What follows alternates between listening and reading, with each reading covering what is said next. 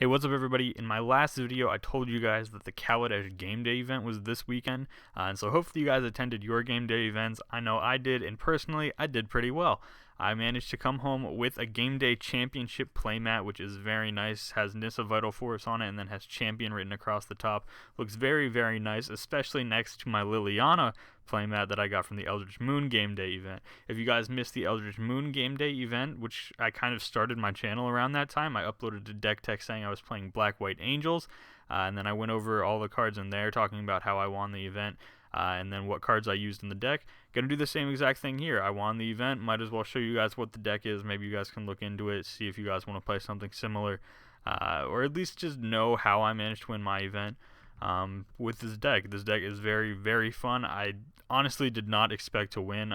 I thought the Black White Angels deck list that I played at the last game day event was a lot better than this deck list.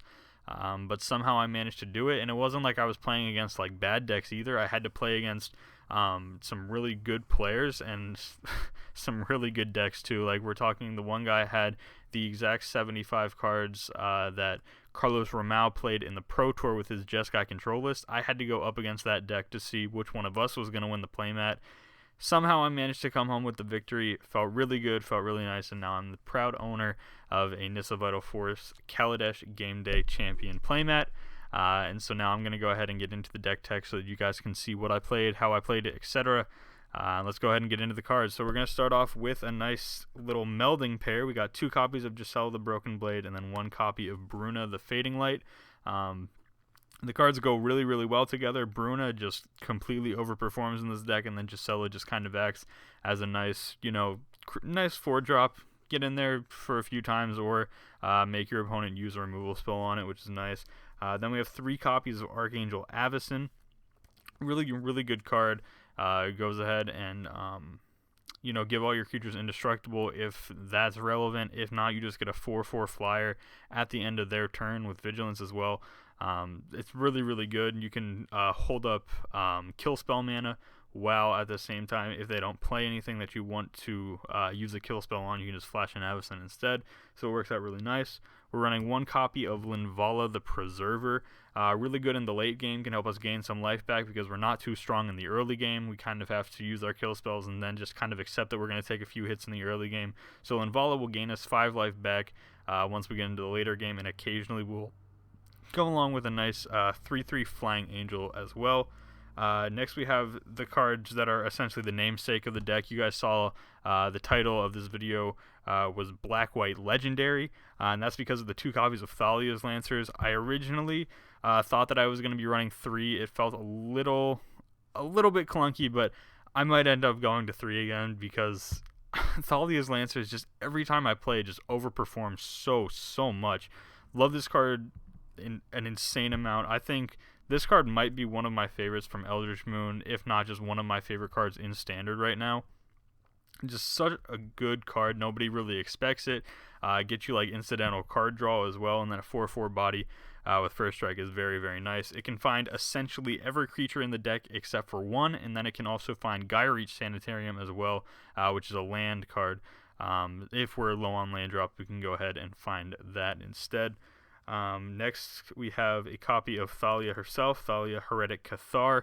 Really good against the vehicle decks. A 3/2 First Strike is pretty solid, and then making their creatures come into play tapped is very good against the vehicles deck because they want to crew their creatures right when the creature comes out, but they come into play tapped, and so it kind of messes with their plan instead. And I think I said that they want to crew their creatures. That's not right. They want to use their creatures to crew their vehicles, was what I had originally meant to say.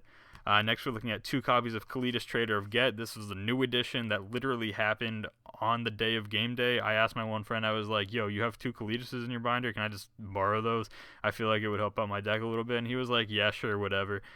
So he gave me 2 copies of Kaladesh to use in my deck. They ended up being pretty solid, and definitely very helpful in this deck. Next, we're looking at 1 copy of Gonti, Lord of Luxury. Probably my favorite card from Kaladesh. This card is just really solid as well. Getting to play your opponent's deck against them is just insane, because now instead of your opponent having to think, okay, what 60 cards could he possibly have that could beat me, he then has to think, or your opponent then would have to think, what cards do I have in my own deck that could possibly beat me here? So, it kind of plays a little bit of a mental game, and I really, really like it. Such a great card. The 2/3 body, kind of small, has Death Touch, so it's solid, but mainly we're using it for the extra card draw, even if the draw is technically off of your opponent's library.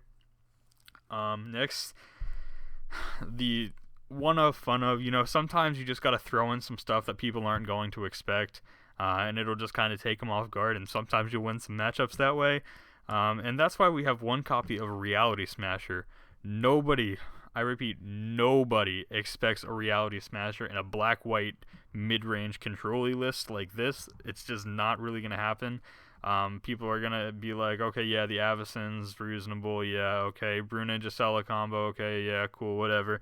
Nobody expects Reality Smasher. I didn't even expect to play Reality Smasher, and then when I was going through the deck, I was like, this really needs something to just, break up like board stalls and something that I can just kind of get in there with. And I came across Reality Smasher and was like, this card seems perfect for that. So we threw in some copies of we threw in one copy of Reality Smasher on the main board. Very fun, very solid, very unexpected. Next we'll go on to our Planeswalkers, 2 copies of Liliana, The Last Hope. Just a very solid card, nice to get it down on 3, and I even made a few emblems during game day, which was solid. Next we have Gideon, Ally of Zendikar. Really solid card. He's going to be around in Standard a few months longer now with his new Standard rotation, so I might actually end up picking up more copies of Gideon to put in here than just the one that I own right now. Next is 1 copy of Sorin Grim Nemesis. Really, really good Planeswalker. Just kind of does everything we want to do. Can get some damage occasionally, or can just kind of gain us some life back and possibly kill one of their Planeswalkers or creatures, which is very, very solid. Next, we're going to go ahead and look at our removal spells. We're playing 4 copies of Grasp of Darkness. It's just really, really good. Nice turn 2 play. Next, we're looking at 2 copies of Murder. Again, just a really solid card. There's no situation where Murder is bad. Even if your opponent's playing like the Jeskai control list that Carlos Ramal was playing, in my situation where I was up against that Pro Tour deck to see which one of us was getting the playmat, I was able to murder his Torrential Gearhulks after he would, flashback something like a Glimmer of Genius or something like that. I would then play the Murder to kill his Gearhulk that he played on the end of my turn, so that was very solid. Next, we're running 2 copies of Immolating Glare. Takes care of any attacking creatures, and most of the creatures in this format that we want to worry about are going to be attacking us, whether it's Smuggler's Copters or whether it's, just Sylvan Advocates or Grim Flayers or whatever. Any creature you can think of, Avacyn, they do attack instead of just kind of like comboing off. Like, I guess the Aetherworks Marvel deck is the only deck that we really need to worry about in terms of Immolating Glare not doing much. But even like the Metalwork Colossus decks, we can kill their 10 mana Metalwork Colossus with our 2 mana Immolating Glare, which feels really nice. Next, we're looking at 1 copy of Essence Extraction, which was actually the Game Day participation promo. So I was actually able to use that in my deck. It's very, very good against Smuggler's Copter. And it's very, very good against just creature-based strategies. Can kill off one thing and gain us 3 life, which is pretty solid because some life gain can sometimes help us because, like I said earlier, we're not too strong in the early game. We're usually more of a kill you on turn, 10, 12, somewhere in there once it gets like really late. Not like really late into the game, but we definitely aren't, killing people by turn 3. Like some of these, ridiculous aggro deck type things. Actually, I don't think there's an aggro deck that can kill by turn 3 in the format. I think the fastest I've seen was like a turn 4 or turn 5 kill with an aggro deck. But anyway, you guys get the point. Next, we're looking at 1 copy of Blessed Alliance. Again, can gain us some life, can untap some creatures so we can do some, crazy blocks after we swing in. Or just make an opponent sack an attacking creature, which is really solid. Next, we're looking at 1 copy of Ruinous Path. I wasn't going to run it, but then this Ruinous Path was supposed to be a Stasis Snare, because Stasis Snare is better against the Emrakul decks like Aetherworks Marvel. But then I realized that most of the people at my local game store were playing decks that had a few Planeswalkers in them. And so I just decided to throw in 1 in the main board and then move the Stasis Snares to the sideboard instead. There could definitely be a good case to be made on whether Stasis Snare should be in or whether Ruinous Path should be in. I think they're kind of interchangeable depending on what your meta is at your local game store. Next, we have 1 copy of Anguish Unmaking. Again, just takes care of anything, instant speed. We lose 3 life, but we don't really care if we're getting rid of their, biggest threat. Next is 1 copy of Fumigate. Magic the Gathering is a crazy game. You never know what's going to happen, so sometimes Fumigate can just kind of be like, okay, we're just going to reset everything now and, just kind of start over again. Next, we're running 3 copies of Live Fast, which doesn't seem very good in this deck, but I really miss Read the Bones. Read the Bones was the most important card in this deck. It just kind of smoothed out our draws. We wouldn't have to mulligan as much. But Live Fast kind of does the same job, obviously not as well, but it gets us some energy for the Aether Hubs that we're running for the Reality Smashers. So it ends up doing its job. It doesn't do it well, but it does its job, and that's all we can ask for. And that's actually the last card. We're on to the mana base now. So for the mana base, we are looking at 4 copies of Shambling Vent, 4 copies of Concealed Courtyard, and 1 copy of Forsaken Sanctuary, and those are going to be our dual lands that we're running, so a total of 9 of them. The Forsaken Sanctuary, I wish had some clause that said that it could possibly come in untapped somehow, but it doesn't. It's what we got to do. We're kind of a slower deck, so we can afford a land to come into play tapped. That's perfectly fine. Next, we have the 2 copies of Aether Hub that I had talked about. The energy kind of goes along with it from the Live Fast, and then it allows us to play our Reality Smasher. Next is a copy of Blighted Fen, really, really good utility land, also allows us to play Reality Smasher. And then we're looking at Gyreach Sanitarium. We can search it up with Thalia's Lancers. We can use it to kind of filter out our draws if the game is going long, like it did in that Carlos Ramao Jeskai Control game that I had played against to see which one of us was getting the playmat.